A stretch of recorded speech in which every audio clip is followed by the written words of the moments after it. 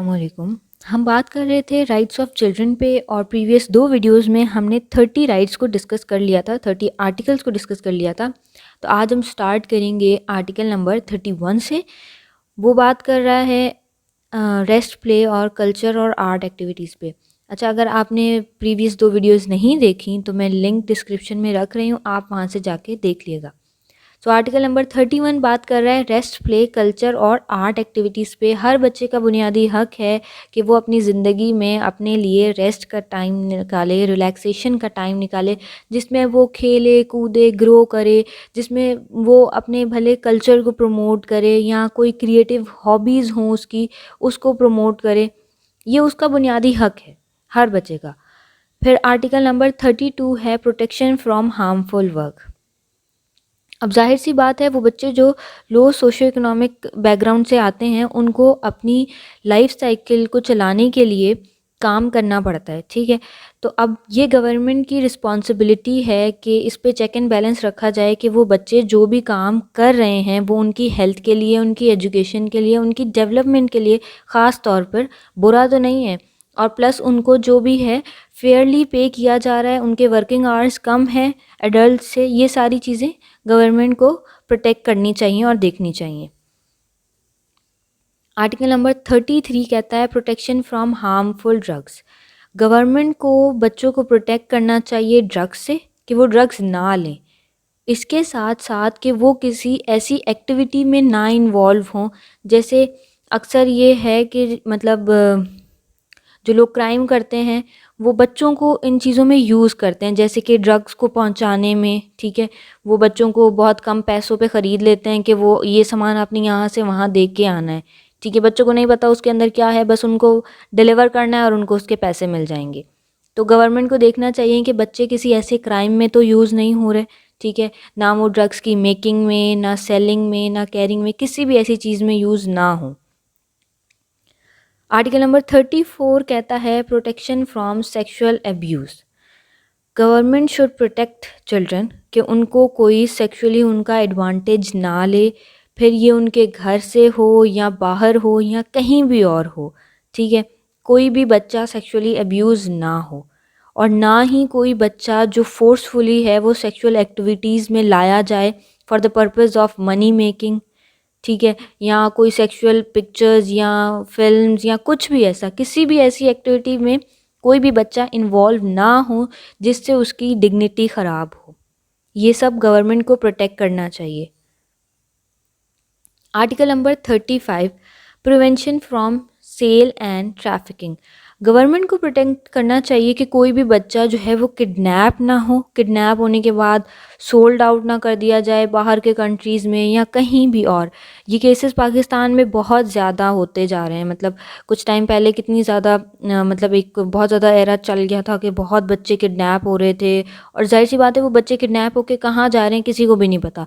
वो बच्चे किडनैप होके दूसरे मुल्क में सोल्ड आउट हो रहे थे, और पता नहीं खुदा जाने, लेकिन बहुत सी ऐसी न्यूज़ेज़ आ रही थी कि उनके शायद ऑर्गन्स बेच दिए जाते हैं या अल्लाह माफ़ करे तौबा, बहुत कुछ होता है। तो ये हमारी गवर्नमेंट को प्रोटेक्ट करना चाहिए। ये बच्चों का राइट है कि गवर्नमेंट उनको सिक्योरिटी दे, ऐसी सिक्योरिटी कि वो ना कोई उनको किडनैप करके उनका कोई फ़ायदा ना उठाए या कहीं बाहर के मुल्क ना भेज दें या कुछ भी ऐसा ना हो उनके साथ। Article number 36 protection from exploitation. बच्चों को हर किस्म की प्रोटेक्शन देनी है। जो भी मतलब जो एक्सप्लॉयटेशन जो हैं वो इस कन्वेंशन में लिखी हुई हैं उनसे तो देनी है। जो इसमें नहीं भी लिखी उनसे भी बच्चों को आपने प्रोटेक्शन देनी है, आपने बच्चों को सेफ्टी देनी है हर किस्म की। छोटे से छोटे मसले में लेके बड़े से बड़े मसले तक आपने उनको सेफ्टी देनी है। ये गवर्नमेंट की रिस्पॉन्सिबिलिटी है। आर्टिकल नंबर 37 है चिल्ड्रन इन डिटेंशन।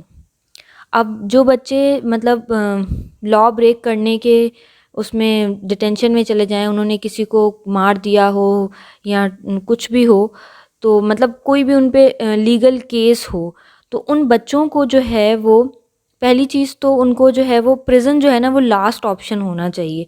कि पहले देखा जाना चाहिए कि उस बच्चे ने अगर ये क्राइम किया है, वो इस क्राइम में इन्वॉल्व है, तो उसका बैकग्राउंड क्या था। हो सकता है वो उस क्राइम में ख़ुद से ना इन्वॉल्व हुआ हो, ठीक है। मे बी कोई और कंडीशंस हों, मे बी कोई और सर्कमस्टांसेस हों, ये सारी चीज़ें चेक करनी चाहिए। प्रिज़न हमेशा लास्ट ऑप्शन होना चाहिए बच्चों के लिए, ठीक है। अगर प्रिज़न में हैं भी, मतलब आप बच्चों को जेल में डाल भी रहे हैं, तो उनका जेल अलग होना चाहिए। जो बड़ों का जेल है, जो लाइक क्रिमिनल्स का जेल है, उससे बच्चों का जेल अलग होना चाहिए। और प्लस ये कि बच्चे जो जेल में हों उनको टॉर्चर नहीं किया जाना चाहिए, उनको बुरे तरीके से ट्रीटेड नहीं किया जाना चाहिए, और हमेशा उनको जेल में नहीं रखा जाना चाहिए। उनको आप जेल में भी उनकी लाइफ को बेटर करना सिखाएं, उनको एजुकेशन दें, ठीक है। उनकी फैमिली से उनका कांटेक्ट रहने दें। अगर वो चाहते हैं कोई लीगल हेल्प लेना, तो ये भी उनका राइट है कि वो कोई लीगल हेल्प भी ले सकते हैं। इन शॉर्ट, डिटेंशन में भी उनकी लाइफ जो है वो एक क्रिमिनल की लाइफ नहीं बननी चाहिए, क्योंकि वो उस टाइम तक वो एक बच्चा है, वो अभी पूरी उसके आगे लाइफ पड़ी हुई है। अगर आप उसको सेट कर देंगे, लाइक अगर उसने कोई क्राइम किया भी है, उसकी मेंटल हेल्थ ख़राब भी है, तो आप उसको अगर सेट कर देंगे तो वो अपनी लाइफ एक अच्छे सिटीज़न की तरह गुजार सकेगा। ये उस बच्चे का हक है। फिर आर्टिकल नंबर 38 कहता है प्रोटेक्शन इन वॉर। बच्चे जो हैं वो वॉर के टाइम में उनको प्रोटेक्शन दी जानी चाहिए, और कोई भी जो है मतलब अंडर 15 बच्चा जो है वो आर्मी में पार्ट नहीं ले सकता, इवन वॉर में भी, और किसी भी ऐसी एक्टिविटी में भी पार्ट नहीं ले सकता, क्योंकि वो अंडर एज होगा।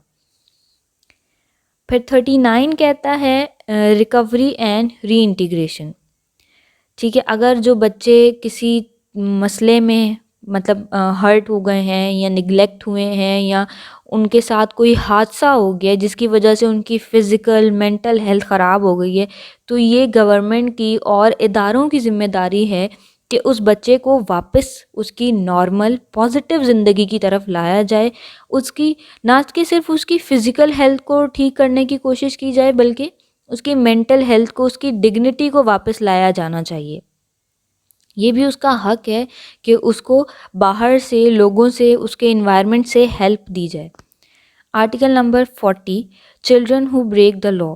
अब जो जिन बच्चों पे मतलब लॉ ब्रेक करने का कोई एक्यूज्ड हो, उन पे कोई इल्ज़ाम हो कि उन्होंने लॉ ब्रेक किया है, तो उनको पहली चीज़ तो उनको लीगल हेल्प का पूरा राइट है, ठीक है। वो लीगल हेल्प ले सकते हैं। और दूसरी चीज़ फेयर ट्रीटमेंट, लॉ के सामने, ठीक है, उनको फेयरली ट्रीट किया जाना चाहिए। सॉल्यूशन निकाला जाना चाहिए कि उनके अंदर मतलब उन्होंने जो भी मसला, जो मसाइल हुए हैं, जिस वजह से उन्होंने लॉ ब्रेक किया है, तो उसका सॉल्यूशन निकाला जाना चाहिए। जैसे कि पिछले हम आर्टिकल में डिस्कस किया था कि प्रिज़न हमेशा लास्ट ऑप्शन होना चाहिए, ठीक है। आप उससे पहले सॉल्यूशन निकालें कि उस बच्चे के साथ आप कैसे डील कर सकते हैं, ठीक है। ज़ाहिर सी बात है, वो जो लॉ उसने ब्रेक किया है, उसने लॉ के साथ तो मतलब किया है मसला, बट उसकी लाइफ के साथ भी तो कुछ ना कुछ हुआ होगा ना, जब भी तो उसने ऐसा कुछ किया। तो आप पहले उसकी लाइफ का मसला सॉल्व करें, ठीक है। तो प्रिज़न हमेशा लास्ट ऑप्शन होना चाहिए। फिर आर्टिकल नंबर 41 कहता है best law for children applies. अगर जो भी कंट्री है वो अपने लॉज ऐसे बनाएं जो मतलब बच्चों की प्रोटेक्शन के लिए बेस्ट हों, बच्चों के लिए बेस्ट हों, बच्चों के लिए हर लिहाज से, उनकी हेल्थ के लिहाज से, उनकी डेवलपमेंट के लिहाज से, स्पेशली उनकी मेंटल हेल्थ के लिहाज से बेस्ट हों। हम हमेशा मतलब हेल्थ पे बात करते हैं तो हमारे जहनों में हमेशा जो है वो फ़िज़िकल हेल्थ ही आती है, जबकि हमारी जो मेंटल हेल्थ है वो ज़्यादा ज़रूरी है। खैर दोनों बराबर हैं, बट स्टिल हम मेंटल हेल्थ पे इतना काम नहीं करते। और हाँ, अगर इस कन्वेंशन में जो चीज़ें नहीं भी हैं, वो अगर लॉज कोई कंट्री बना रहा है तो that is very good. Her country को लॉज बनाने चाहिए जो बच्चों को अच्छे से अच्छा प्रोटेक्ट करें। Article number 42 everyone must know childrens rights. ये सबसे बड़ी चीज़ है कि हमें पता होना चाहिए कि बच्चों के राइट्स क्या हैं। इट्स लाइक गवर्नमेंट को ऐसी एक्टिविटीज़ करानी चाहिए जिससे वो अपनी पब्लिक को अवेयर करे कि ये बच्चों के राइट्स हैं। स्पेशली जो पेरेंट्स हैं उनको पता होना चाहिए कि हमारे बच्चों के क्या क्या राइट्स हैं, और उसके बाद बच्चों को भी पता होना चाहिए कि ये सब हमारा राइट है, ताकि वो खुद अवेयर हों, और पहले तो पेरेंट्स प्रोटेक्ट कर सकें अपने बच्चों के राइट को, और जब बच्चे अवेयर हों तो वो खुद से अपने राइट्स को प्रोटेक्ट कर सकें। देन आर्टिकल जो हैं 43 टू 54 जो है ना, वो इन्हीं सब चीज़ों पे बेस करता है कि ये कन्वेंशन कैसे वर्क करेगी, ठीक है, अदर ऑर्गेनाइजेशंस के साथ, और ताकि बच्चे जो हैं जितने भी राइट्स इनमें लिखे हुए हैं वो, और जितने राइट्स नहीं लिखे हुए या कोई ऐसा चीज़ है जो नहीं लिखी हुई, वो भी बच्चे अपने उनको भी फुलफ़िल किया जाए, बच्चे अपने राइट्स अच्छे तरीके से एंजॉय कर सकें, ठीक है। फिर नो मैटर वो बच्चे कहाँ के भी हों, मतलब किसी भी कंट्री के हों, किसी भी सोशो इकोनॉमिक स्टेटस से बिलोंग करते हों, किसी भी कलर या किसी भी कास्ट या किसी भी जगह से हों, उन सब के राइट्स जो हैं वो बराबर हैं। This was all about the convention, UN convention on children rights.